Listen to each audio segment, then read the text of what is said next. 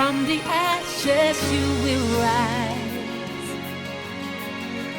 After the dust settles, you will see that it was only meant to start your new beginning.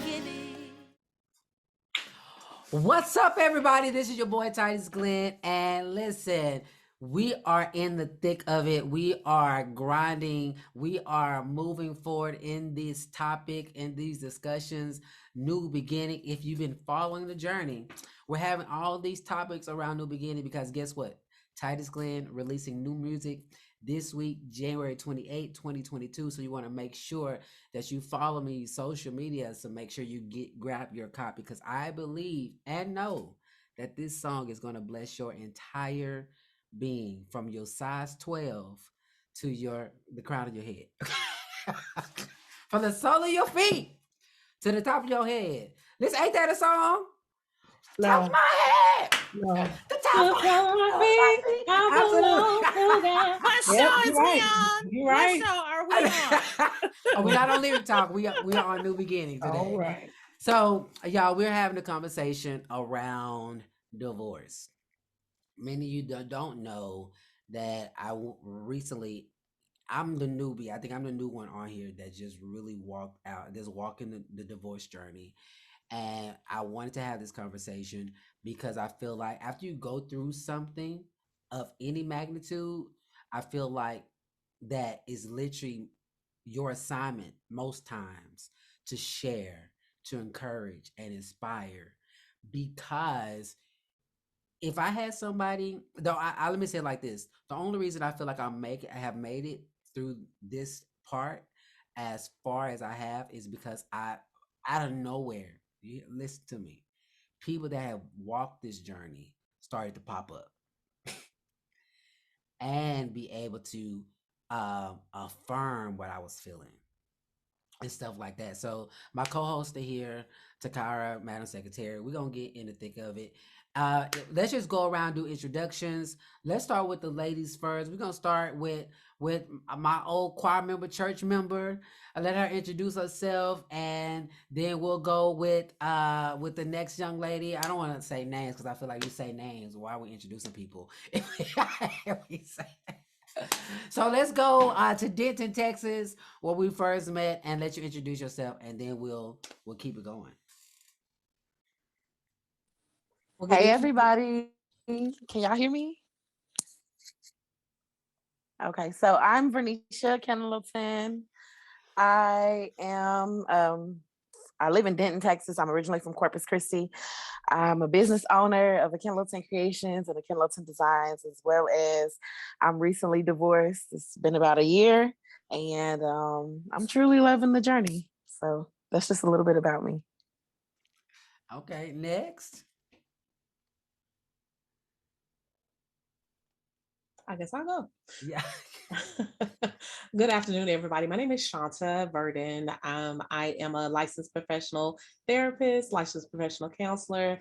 I am currently working for LifeStance Health in Frisco out of the Baylor Scott & White Hospital. I do see clients to help them through actually things like divorce, depression, anxiety. So if you ever need some services, please look me up on Psychology Today, or you can Google us. I currently reside in Little Elm, Texas, and I have been divorced. It's going on 2.5 years, and I am loving the journey. And I'm just here, happy for the invite. Thank you so much, Titus. All right. Then we have a young man on the channel tonight. Can you hear me? Yes, sir. Kenjamin McDougal. I am divorced. I don't know if I'm loving the journey, but it is what it is. Y'all had some LinkedIn level type positions, and so let me see. My LinkedIn is I guess I work for myself. Yes, that's it. Absolutely, kid. I work for myself. I don't know how I do it, but that's what I do. Work for myself. I've been in management for over 20 plus years, and now I'm managing my life, and I'm enjoying that part. Ex-military, ex-Navy, Oh, right? yeah, I'm ex-military. I was jumping out of planes as airborne. That was fun. I wish I could do that again. Maybe one day. We had to talk about it. Why you looking at me like that? You don't want to tell our airplanes? So I guess I don't even know where to start. I was just like, we just gonna just get it out there. I think the question that I would ask, let's start with Shanta. Let's start with you. And then we'll just kind of, just kind of take it. And then my co-host will chime in. If you've never seen a New Beginning show, we legit get in and just flow. Okay. So Shanta, I want to ask you, what was the breaking point? With especially with your background of what the church taught. What was your moments like? This is not what this is. So my marriage, and I've been on 3 podcasts now talking about this.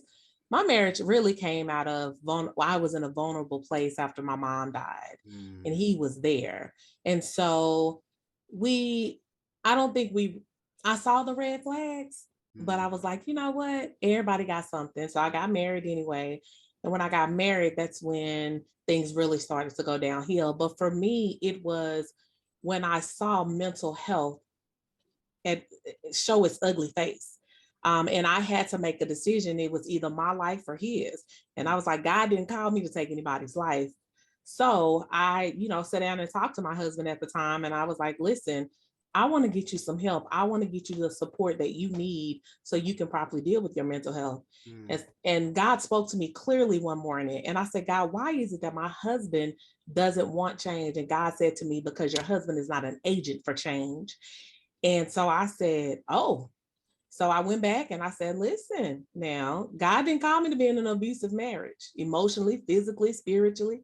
And so my marriage wasn't adding anything to me. It was taking away from me and making me a person that I had never seen before. So I knew that was the breaking point for me. I actually ended up in the hospital on one of our incidents. And I knew that this was something that I couldn't go through. And so that was the breaking point for me. I try to be transparent because I think a lot of people in marriages are not transparent what they go through. And so many other people desire to be married, but marriage is definitely not, to me, it's not for the faint at heart.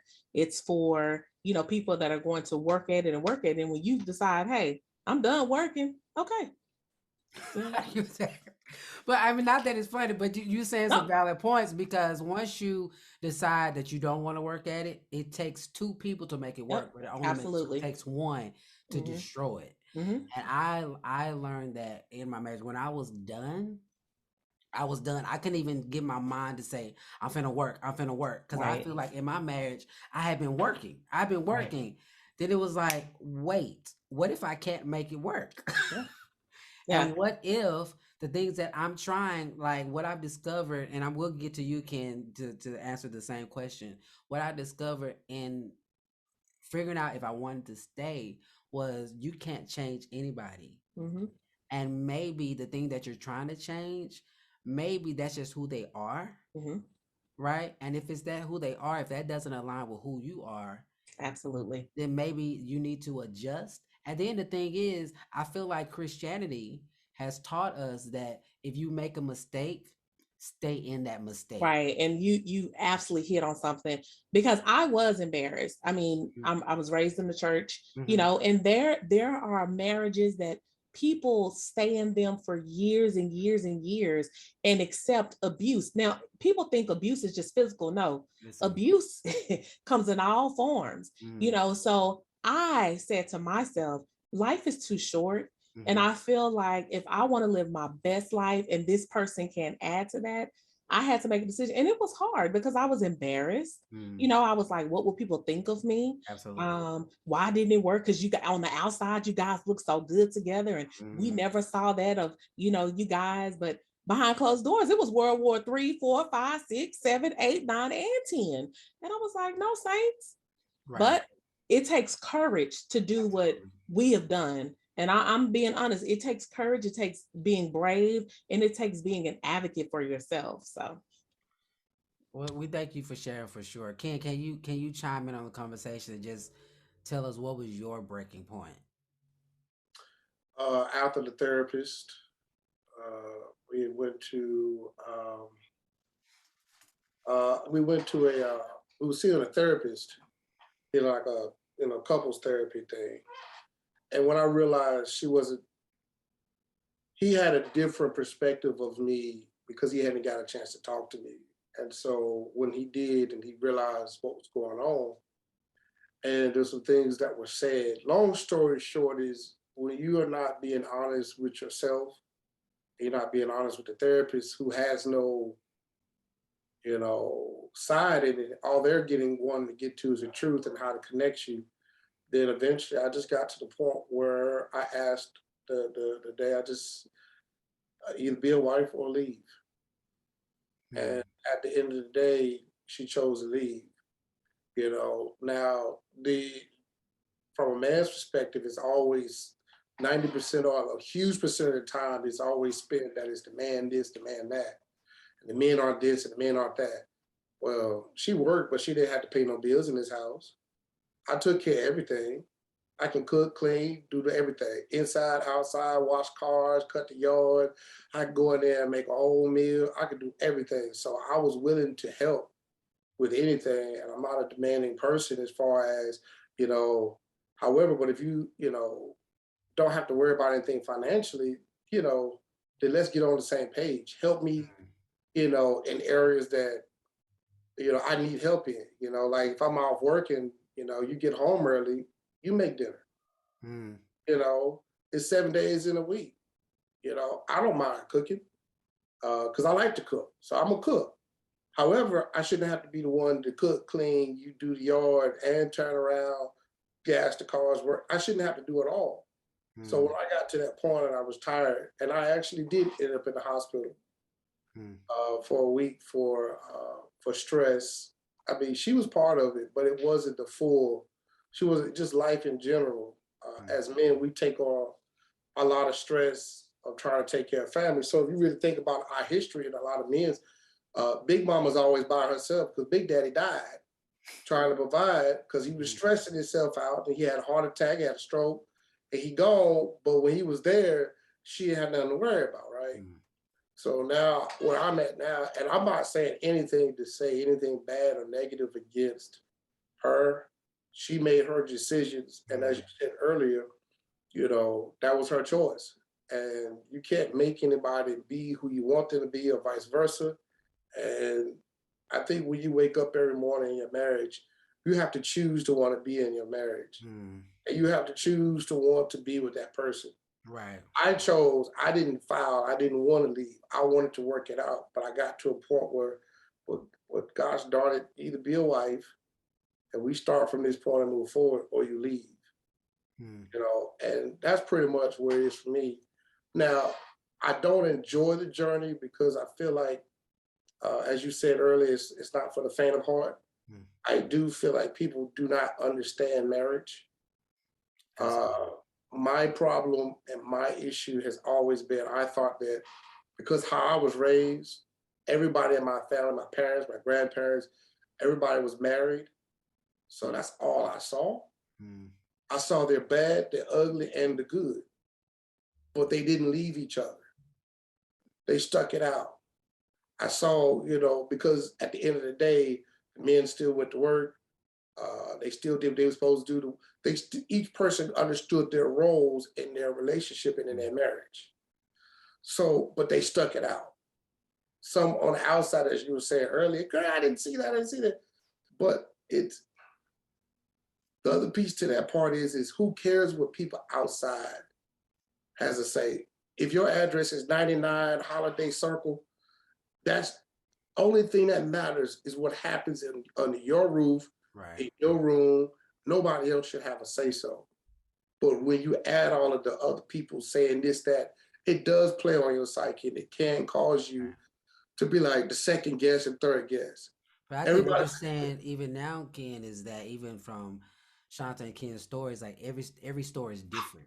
You know what I'm mm-hmm, saying? And it's really about what's going to work for you as an individual because they may not put their hands on you, but if your mental is in a space to where they got it and you cannot even lift yourself up, somebody said it like this: and I think me and Madam Secretary have these conversations on a regular basis.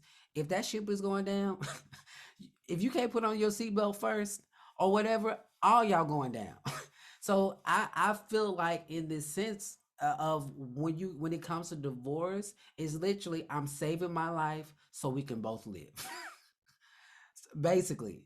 So we gonna keep it going. Thank you, Ken, for sharing. Renisha, if you could just hop in, just talk to us. Like, what was your breaking point? And then, Madam Secretary, just go ahead and just ask your question, so we can just keep it going.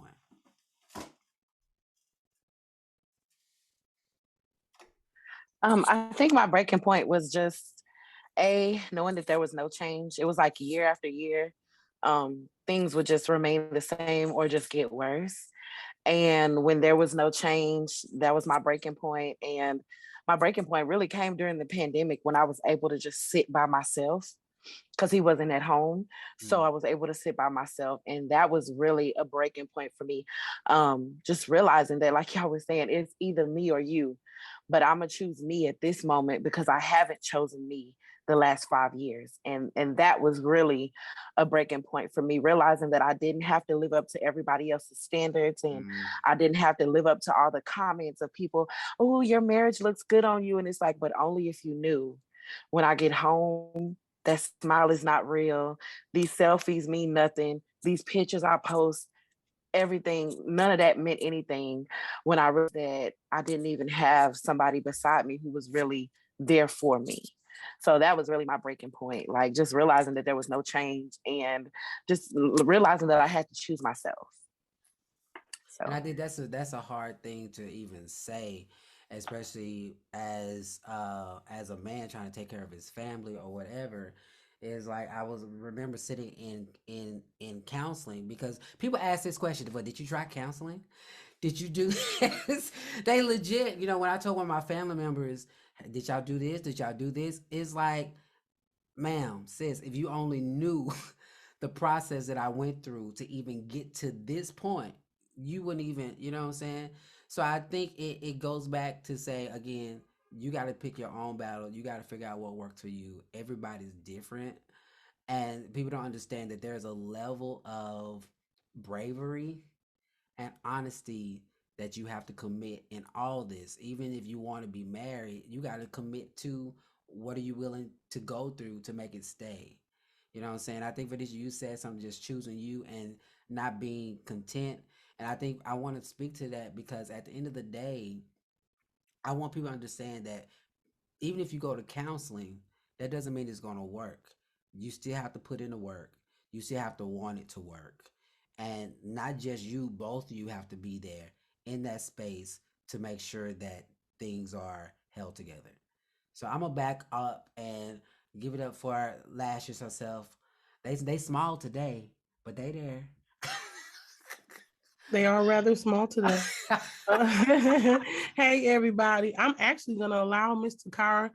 We've had some hard conversations this year, and I think I'm going to come on the end because I truly want to hear what Takara is going to bring. She is married right now. So I want to hear what questions she's going to offer, and then I'll come in after that.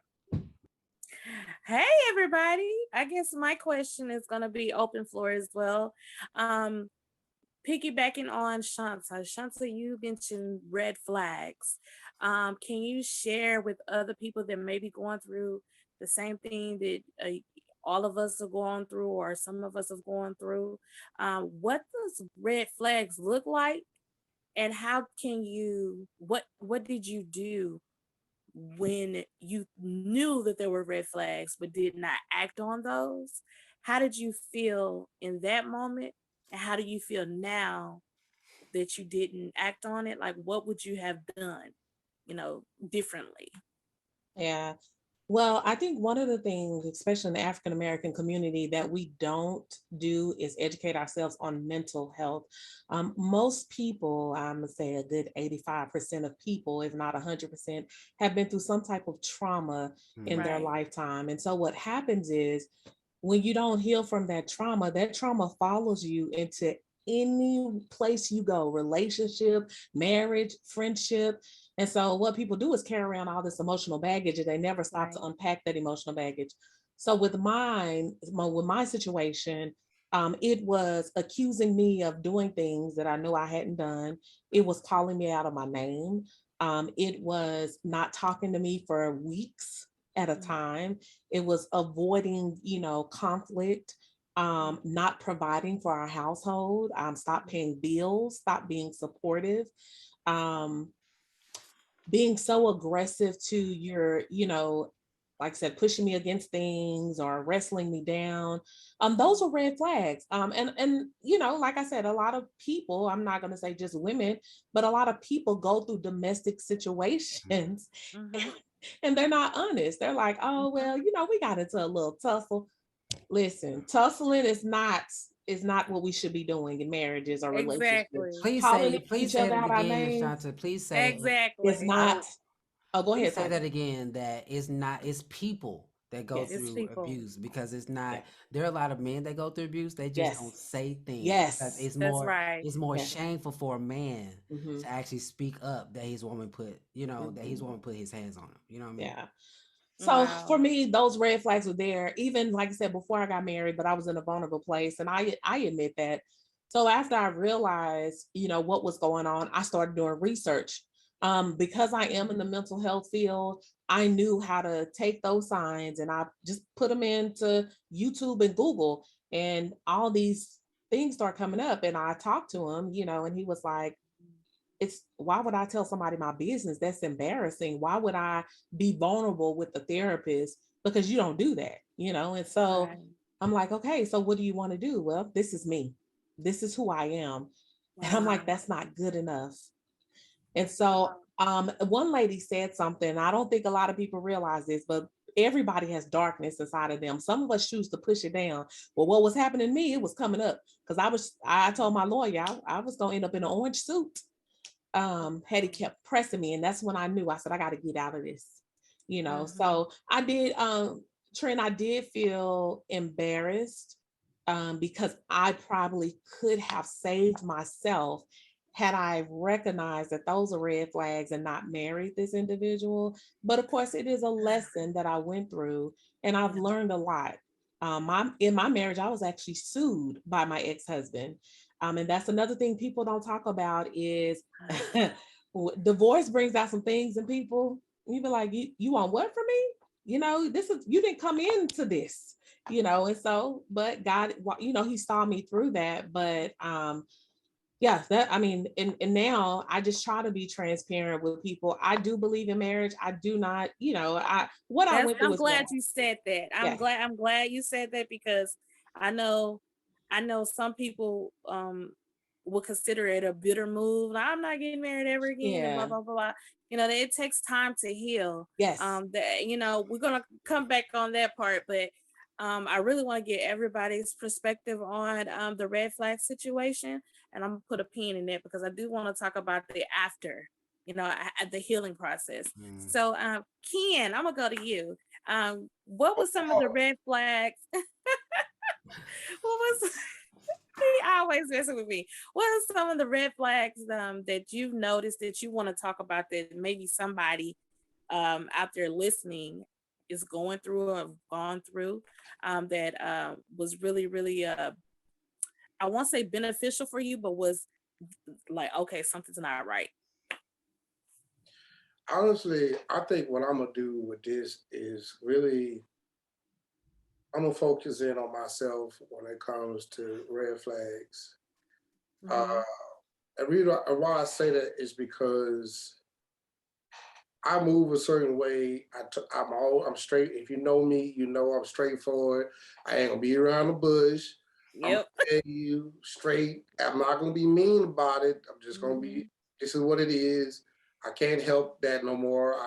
So my red flag is just not embracing me fully as, let me rephrase it, holding myself back or dumbing myself down to make others feel comfortable.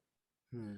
And as Mm-hmm. a result, when I do that, it doesn't help because then when I get tired of that foolishness and I say something, then all of a sudden it's like, who are you? I've always been this way. I just was letting you make it because it is what it is. But now enough is enough. So what I'm saying is in the marriage, I realized there were things that, and you talk about mental health. I, the I just, man, we all have some type of mental deal. We all deal really differently. Some better than others. Some of us have to have been clinically diagnosed. This individual was clinically diagnosed, but was in denial. And as a result, I didn't fully understand it, but the red flags that I saw is selfishness. You know, I'm in a relationship with you. If you tell me that you need a pink flower every other Thursday, it means nothing to me to receive a pink flower, but if that means something to you, then it matters to me. So I'm gonna go get that pink flower on every Thursday. I'm gonna give that to you because you said that's a need for you, because I care for you, even though it doesn't matter what I have. That doesn't matter to me. I'm gonna get that, right? So I feel like for me, my red flag and I learned this in therapy, was I didn't understand that things are supposed to be reciprocal. Listen. And Yes, sir. That's a good point. Listen. That boy, pass the offering plate, please. Yes, I didn't understand that it was supposed to be reciprocal, meaning as you good to that person, they're supposed to be good to you. And so what ends up happening is because I am a giver by nature, I don't look to receive. And because I'm always giving, I get drained and eventually I get tired. And I don't know why I'm so tired. It's because the person that I say I love, the person that I thought was important enough to take my last name, the person who I am going to provide and protect and make sure that nothing comes of harm because she is in my care, because she is God's daughter. He gave her to me and I will take care of her. When I realized that she doesn't love me enough to say, you know what, baby, your feelings matter, you matter to me. And the things that you're saying are valid because it's valid to you and vice versa. When I started to realize that I was communicating, because I'll talk, Titus know, I'm a communicator. I may not be as soft as some people, but it is what it is. I'm telling you the truth, but I wasn't getting a reciprocation. And I didn't know that you were supposed to have that. I literally had no idea because I saw my dad, he went to work. My mother stayed at home. My mother took care of the house. She took care of the kids. She took care of us. She took care. Dad went to work. So I thought that's what you're supposed to do. My other red flag for me is thinking that every woman is a wife. And not understand the Bible says, he who findeth a wife findeth a good thing and findeth favor. That means she has to already be doing wifely things prior. Well, I didn't understand that until recently, and it dawned on me. And now when I take a step back and I look at the females or women, however you want to put it, I realize I now see those red flags that they don't understand what it is to have a husband. But at the same time, and I'm only speaking from a man's standpoint because I'm not a woman, so I don't understand how, so this is not a jab at all women. This is just me as a man, that if I provide the house, I provide the protection, I'm doing my part as a man. A lot of women don't see that or understand that, primarily because in our community, we weren't taught that. We were taught that you also be women, strong, independent, all about get your money, girl, do this, do that, do this. Where the men was always taught, son, you gotta get up, go to work and provide for your family. You gotta make sure this, that, and the third. I can't speak for it. I'm not speaking for the men who don't do this. I'm only speaking for men like myself, because I don't deal with those type of dudes. The dudes that don't do what they're supposed to do, those ain't men in my book. So and I'll challenge that with anybody. I'm a man, so I'm gonna take care of my family and who's ever on the roof. So my red flags is not necessarily with her, because she was who she was. My red flags is with myself, is not recognizing when I'm not getting my needs met in the beginning before I married her, thinking that once I do, things would get better. Because mentally, I feel like if you're good to someone, they'll be good to you. And so that's kind of it. And I want to focus like what I've done wrong and because I don't want this to make it seem like, I mean, even though I don't want to go down that road to make it seem like it was hers. Her, right. I Because definitely that's understand. good. That's Ken, really good. That's good. That's good. Just especially, I'm gonna say this. I'm gonna give it back to Gar because I feel like I can identify with Ken in this whole process, and even with Shanta with the red flag. But even for coming from Ken's point of view, and Tam, we've had this conversation that everything, in a sense, I can't put on my ex, and some things I learned from my ex that maybe I needed for that season. But I'm identifying with Ken that and with Shanta is that I guess the red flags were for me was that I started to legit do things that I started to read like, why am I doing this? Like I don't mind telling because this is gonna go live. I don't mind like I cheated in my marriage, right? But I knew for me, I was like, wait. Like the one time I was like, okay. But then we on strike 2. So I'm like, I'm legit starting reading. Like, why am I cheating? I legit started Googling like what's going on within myself that's causing me to act in this behavior. And one of those things was, and I don't excuse cheating, but what I do know with this understanding now is that your environment that you in will lead you to do things that are not in your character. Yep, that's true. And that's the legit truth. So I have more compassion and more mercy on those who have even cheated because I feel like there's some things that and Shanta, you could probably speak to this because you're the therapist, on how subconsciously you will begin to do stuff to appease what you're not getting in the area that you need it the most from. And I'm gonna land my plane.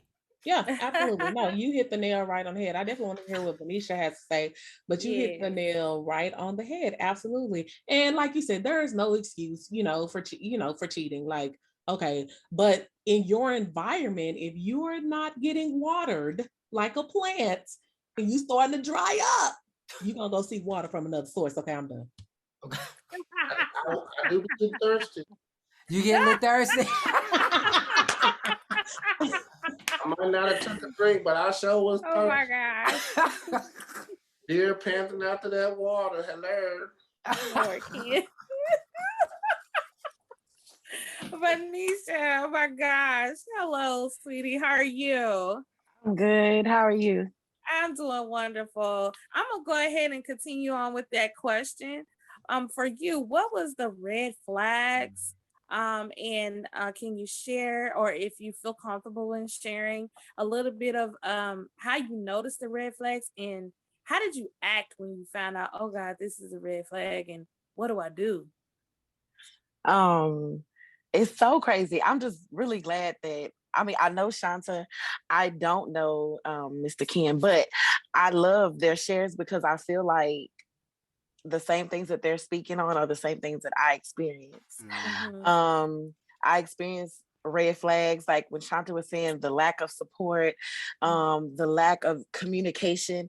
When she said that about when you said that he would go weeks without speaking to you, Shanta, I did that happened to me. It happened to me where I think I went a month and a half without speaking to my significant other. And that was like a huge red flag for me because I'm a person that it doesn't take a lot for me, but it does take a lot. I want to hear from you. I want to talk to you. I want to see your face. So those were like big red flags for me. And when I begin to think back on things, it happened before we got married. But when it happened before we got married, I gave excuses to why. And I shouldn't have. I should have looked at the person for who he really was. And I should have taken ownership. I was very vulnerable when I got married. I married him fairly quickly and I should have taken more time. I probably would have saw more of the red flags before and I would have acknowledged them and probably wouldn't have even gotten married. So those were my red flags. Now, on the outside, now that you have looked at those red flags and in the process of your healing process, because I'm not sure if any of you guys have started rebuilding, dating and started the dating scene all over again. And if you haven't, can you talk to the woman or the man that you want to enter into your life, and what do you want them to know? And this is important because sometimes we don't hear what we say. Madam Secretary taught me that. We don't hear what we say. And sometimes when you hear what you say, it enters in a different way. So what would you want that the I guess again, the past you, the present man or woman that comes in, what do you want them to know? You want me to start? Yes, ma'am. Okay. Take your time. So the past me, I really would have told her to take her time. And don't be so quick to look at what you see, but look at what's on the inside of that person. Look at what's presented. Take that data in the beginning and really look at the data and learn from it. Don't just look at the person and go full force, because that's what got me into where I am now. But I think that would be the main thing I would tell that previous me. But to a person that's entering in now, I mean, handle me with caution, because now I'm very alert. I'm woke. And so the little shenanigans, I ain't doing it. I ain't got time for it. I mean, if you step to me, you call me little mama, move on. I need you to identify me by who I am and not what you see. Like, I really want you to know who I am and know my worth, because I realize my worth now. Wow. So That's I beautiful. think that's something for me. That's beautiful. And I really appreciate you sharing that. I appreciate you coming on. I want to ask Ken the same question. Get these deep breaths, though, sir. At this point and at my age, when I see red flags, I don't even say nothing. You just don't hear back from me no more. I don't believe in changing anyone to be whatever, but I guess if I had to put a percentage on it, I'm probably at the 80-20, do not want to get married 80% ever again. It is financially costly for a man such as myself. And I'm not saying I'm rich. It's just, as for men, we normally get the short end of the stick when it comes to divorcing. And apparently the stats show that 80% of the females file for divorce. She did file. She didn't want to work it out. When she had left, she blocked me on everything and didn't hear from her for over 3 months. That was the let me see, that September, I brought her a brand new car, and 3 weeks later she drove off in that brand new car. So for me, I think I don't even know how to really explain it. I'm not paying anybody no mind like that anymore. You're gonna have to, what you doing? Minding my business? Absolutely. Okay, I have a kid is the best. Absolutely. So Ken, do you say you have, because this is something that I kind of went through. Do you say you have a brick wall, a picket fence, 2 pit bulls around you right now? Would you say that is where you at? And No, don't pay you no mind. It takes a lot for me to pay you some mind now. And I'm not saying, my thing is this, I was getting right when you were saying that, I'm tired. And so I'm a traditional man, and I like a traditional woman. And in 2022, traditional woman roles are frowned upon, or not taught, or not there. I grew up in a traditional household. I know what that looks like. That's a fit. I am not a good fit for the modern woman. Wow. That doesn't work for me. because I'm the masculine, I'm the man, I'm gonna dominate my territory. All you got to do is get on the ride and enjoy the ride. You ain't got to worry about nothing. You ain't got to worry about putting gas in the car. You ain't got to worry about having to go get the groceries out the car. I'm gonna take care of everything. Only thing I ask for you to do is play your role and take care of me. However, You marry me, Kim.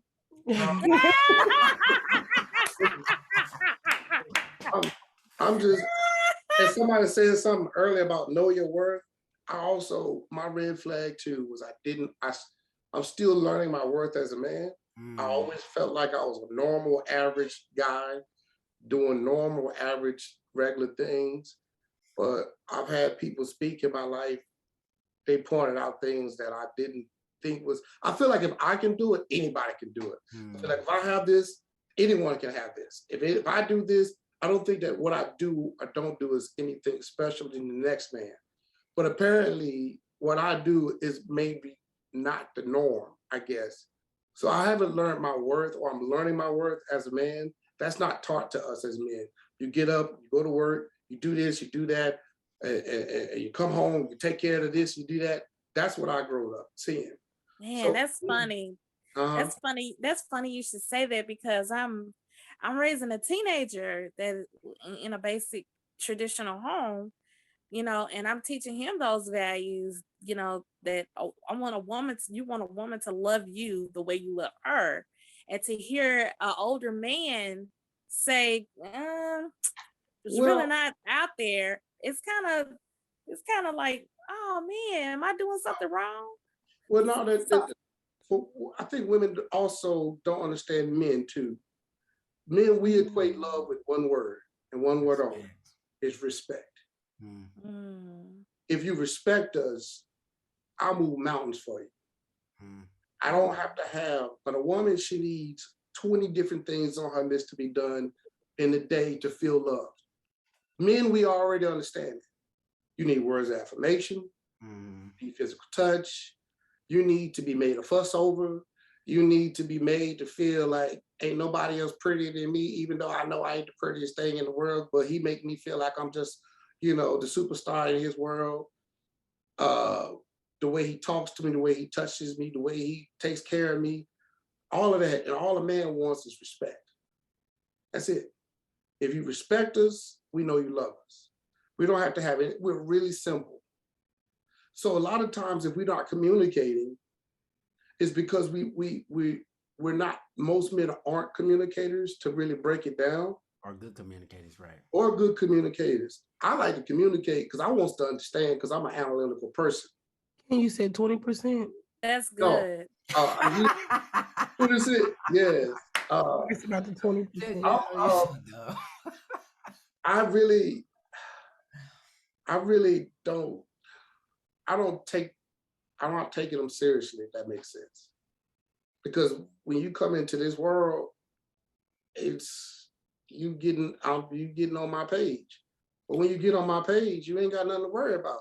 But I think that goes into knowing what you want for your household.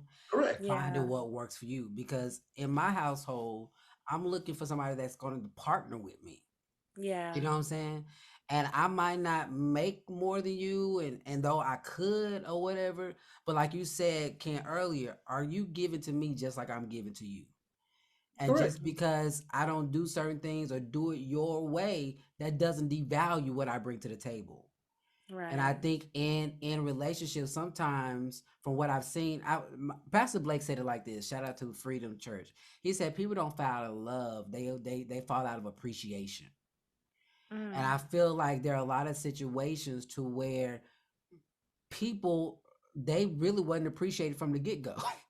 And it then is now an awareness that, wait, I do have worth, you just don't see it. And here's the thing, it don't make them wrong either. It just, I don't fit in your world.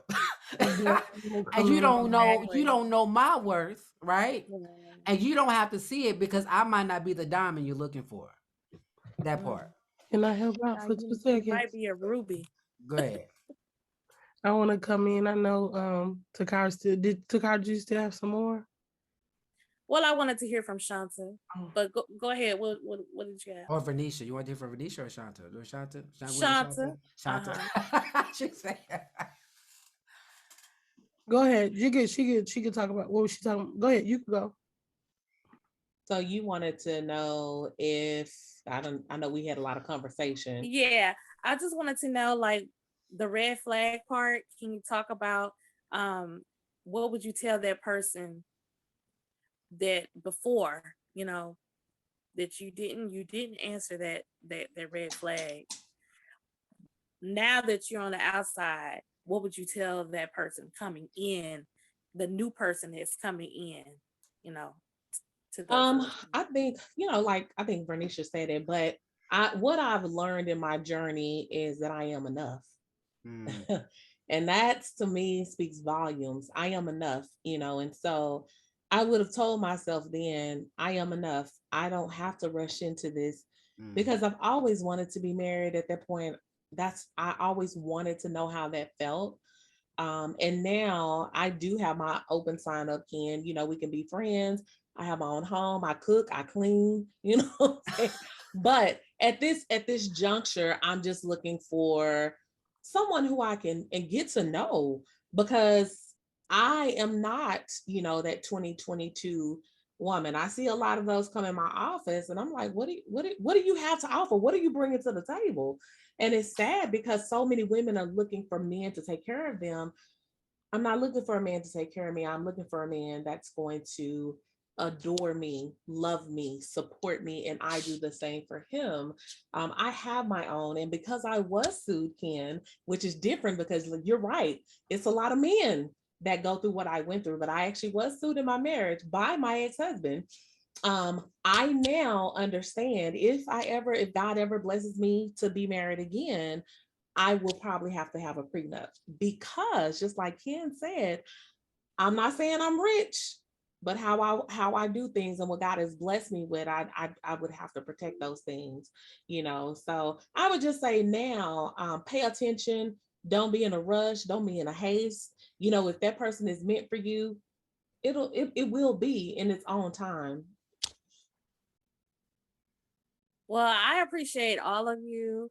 I wish you all the best of luck in this new journey that you're going through. I wish love, peace, honesty, communication, openness, and vulnerability, because you have to be vulnerable in a marriage. Absolutely. I mean, it's inevitable. Ken, I love you. You my boy. So, and I'm going to speak to that, Ken. There's a woman that will do everything what you need. That woman might not have been her, but there is somebody out there that will be that woman for you, that Reuben for you, because I am a witness. Like, I am comfortable being that submissive wife. I don't care my mom. I don't care about my dad. I don't care about my sister. I love my husband to death. I love that man. And so my thing is that when you walk in a room and you can literally see that woman is yours, then she's yours. No matter how bad somebody want to be, that's your wife. But what I'm saying is, I don't wish you to be in a negative place, or vice versa for her or for any of you guys. My prayer is that you have peace, and that wherever peace is, that you'll be happy. You find happiness. So I'm gonna pass it on to Battle Sector. Yes, Ken, I'm sorry. Peace is definitely something that everyone should already have. The key, that's correct, to do not disrupt my peace that I already have. But people keep saying she's out there. And no, I pray that whatever peace that you have, she would add to that peace. Yeah, just don't disrupt my peace. No, good. She ain't got to be disruptive. She don't have to be a tsunami. She don't have to be that. She don't have to be. She can be the boat to ride the tsunami with you. Interesting. I'll receive that. Thank you. You're welcome. Passing it over to Madam Secretary.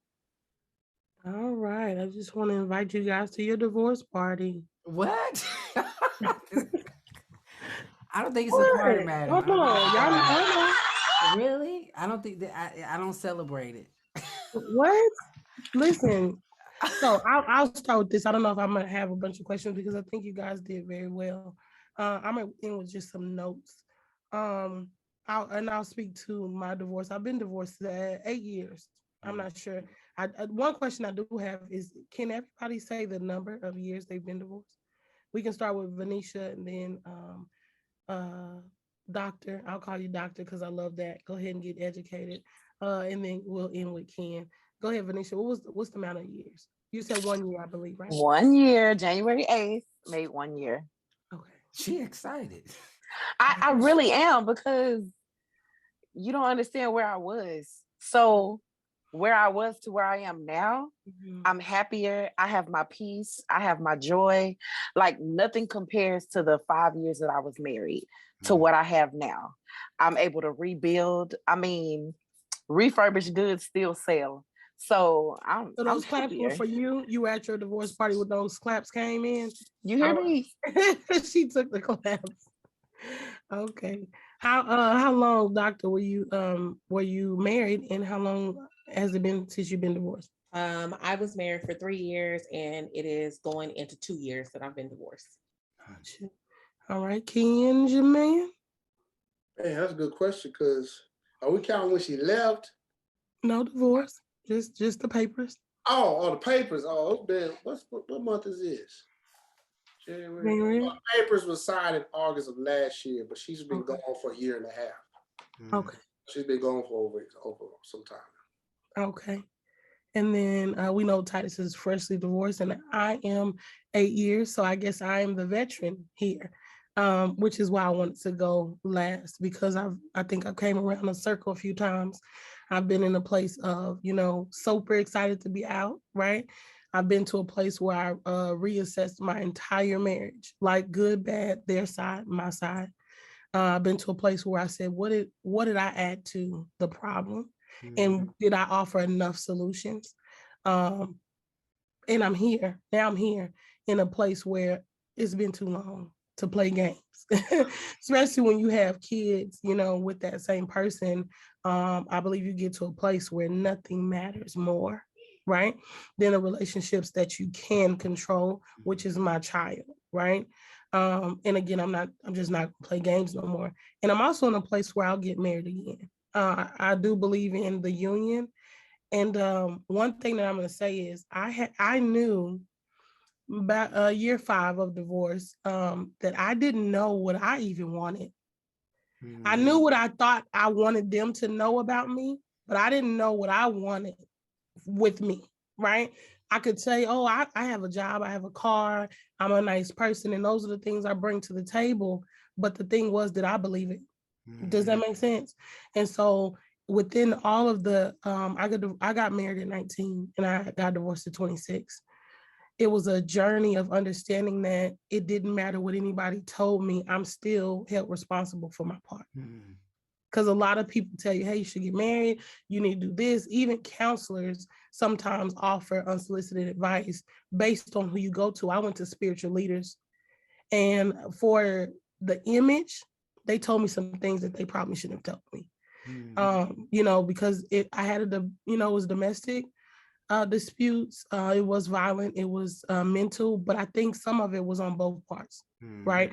If a man says, hey, give me a minute, and I just got to get my point across, now that's abuse. You see what I'm saying? If he says, hey, wait a minute, I may not be hitting him, right? But if I cross a boundary that's there, and I know that, because I'm gonna be honest, and I feel like I gotta bring this, like I said, being divorced 7 years, there was a time that he told me, don't call me a little boy. And I remember not in an argument, not fighting fair. And I was like, you told me that you don't want me to call you the little boy, but how are you acting? Well, I already knew that was a trigger, and I still triggered him. Even despite what he had told me. You teaching, friend. I'm just saying, listen, because we got to say both sides. And I think one thing that we do well in healing is understanding where did it really go wrong in some aspects, because it's not okay to put your hands on somebody, women or men, It's also not okay to trigger somebody. Mm, To know to do right and do wrong is a sin. mm, And God even says, don't provoke no man into anger. And so some of the stuff, even though you get the aftermath, I'm reminded of a kid that hit somebody and you may only see the hit back, but you don't see the first hit, right? And so sometimes by the time you hit back, there's been a lot of hits, right? A lot of things you put them in some standards that you never told them they were, they were supposed to meet. And sometimes you rally up and say, well, I've done this, and this. So that means you shouldn't do this. Does that make sense? It's not fair. Some of that's not fair. And so when you get to the place where you say, yes, I said I do, but today I don't. And I'm choosing me, that's a good place. But you got to start with you looking at yourself in the mirror and say, hey,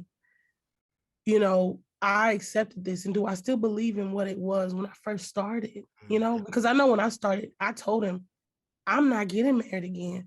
I want you to be my one. And this is words that I said. And I had to go and eat them words. I told him, I said, no, I only want to get married once. And when I think back, I was true in that moment. I did want to be with him in that moment. When I said I do, that was for real. Everybody, you young, you whatever, I didn't see being with anybody else because I wouldn't have been embarrassing myself like that. You know what I'm saying? As things progress and things begin to build up underneath the carpet, I believe I swept a lot too. It was some stuff. And I'll say this, and I'll be come to my conclusion. Image was a portion of my marriage that was a devil, was really a demon and evil force. Image to my family, image to my husband, image to me and what it looked like. And so I know, like you say, don't talk your business. I didn't really talk my business, but the simple fact of the advice that I was given, I used it sometimes as a sword. And it wasn't fair sometimes because I'm quick on my words. You know what I'm saying? And I had to tell myself that in my new relationship, whether it be with Ken or with anybody, I love it. Let me put this plug in. Ken is my friend. I call her the best admin. She's wife material. So whoever sees this, listen, inbox her. Cause she will cook, she will clean, she will adapt. Go ahead. Yeah, I mean, and that's just that's what I put on. That's a standard I have for myself. And I've learned that the standard that I put on someone else, I need to eat that and see, can I do it? Can I offer what I want? And I say, I mean, I had to really, really quick. I had to take myself out on a date. Am I a trash dater? Like, what questions would I ask myself? Would I want to date me? Because sometimes it's not realistic.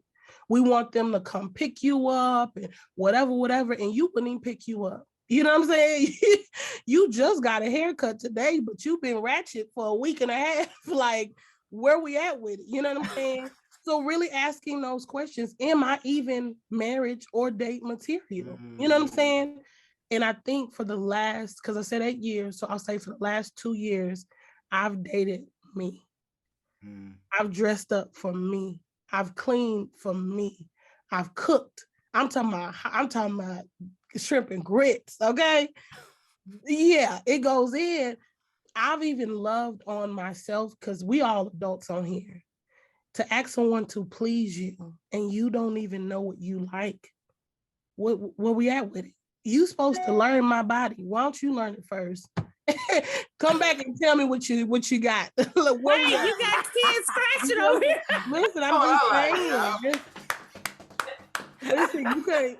8 years I've been divorced and I had to ask those questions. I've been in a dating scene, new relationships, trying to offer all of me, thinking that I'm going to get something different. But what is different if I keep doing the same thing? Right. I had to go in, look at that mirror, take my clothes off and see, what do you bring to the table? I'm talking about vulnerability, accountability. Right. And then you can come with an offering. If you never go to that offering plate and assess and budget your life, Budget your own time. He a workaholic, but since when the last time you sat down? Mm. You see what I'm saying? So it's really a give and take. And I'll say this, and it's the last thing I'll put to bed. No relationship should be 50-50. It's 100%, 100%. Mm. Give your all. Even when they're not, you don't stop. And that's some advice that's hard to hear. Mm. Even if this person does not accept your flowers, and you know that I vowed, so then when it comes to a portion, you say, baby, I gave you a flower every day. And then you get to a portion, she may say, oh, baby, I was so depressed. Thank you for still showing up. It's who you want to do the relationship with. Absolutely. Because truth of the matter, no matter what relationship it is, family, friend, children, it's who you want to do it with and who you want to do that work with. But it starts with the work you want to do with yourself. Absolutely. And that's men, women, everything. And I'll end on there. Anybody can, go in. But like I said, want y'all to make sure that y'all keep a lookout for my friend, like my work wife. That's what we call it. Hold on, Ken on the line. Calm down.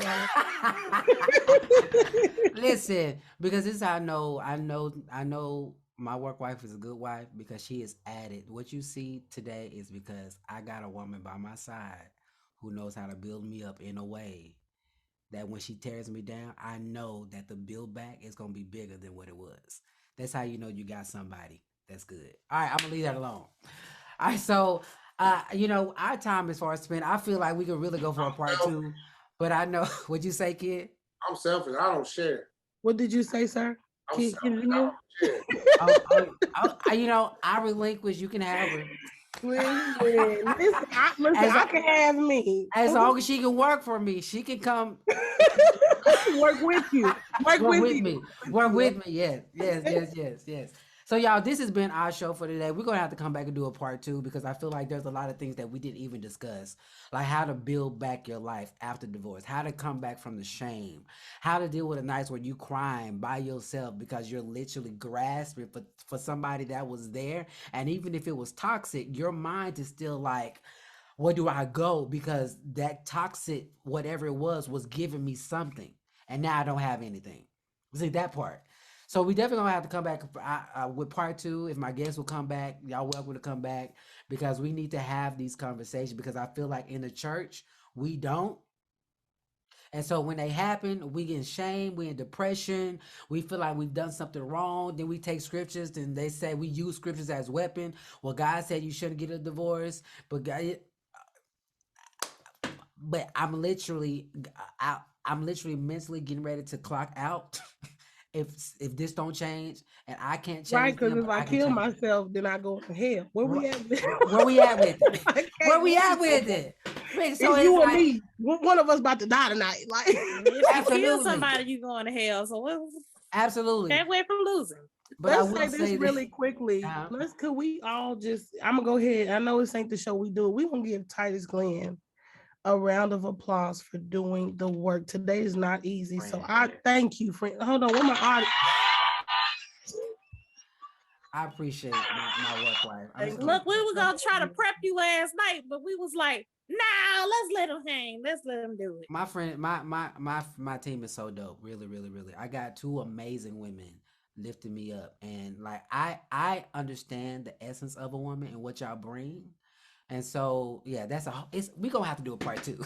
A part 2.